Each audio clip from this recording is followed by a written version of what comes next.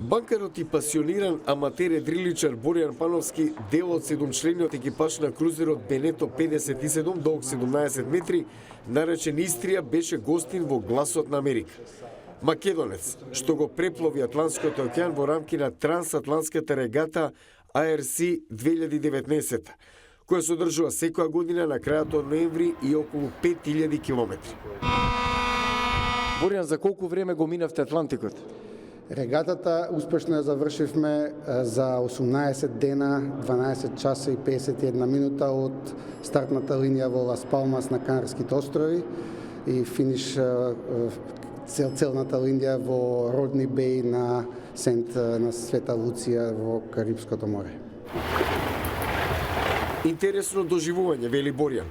Го истакна високиот морал на екипажот што го сочинувале македонец, двајца ирци, двајца американци и еден французин, иако издвои една непријатна случка на отворено море. Најнапнато беше кога ни се скина главното едро во 3 сат после полноќ во мртва темница, кога мораше целата посада да отиде кај Арбол да покушаме да го извадиме, бидејќи имаше огромни таласи. Боријан објаснува како ротирал шестчлениот екипаж. Поделени бевме во две групи. Јас бев раководител, да кажам, капетан, тоа се вика watch captain, на една од групите.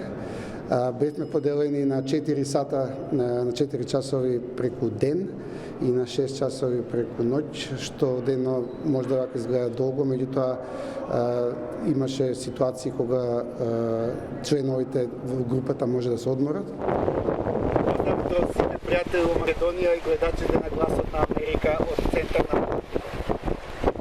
Преминувањето преку Атлантикот и отвореното море изобилува со несекојдневни гледки, но и мигови за закуска директно од океанот, како свежа туна. Што ќе се случи ако некој падне во вода, биќе тоа една од најголемите опасности што може да се случи кога сте на такво едно патување, бидејќи шансите да ве пронајдат или спасат се минимални, посебно ако се тоа случи во ноќ. Така да секогаш го имав тоа на ум. Секогаш кога требаше да се работи нешто на палуба и напред на бродот, бев врзан дупло со сите појаси за спасување и све што треба, бидејќи само мислев не дај Боже нешто тако да се деси.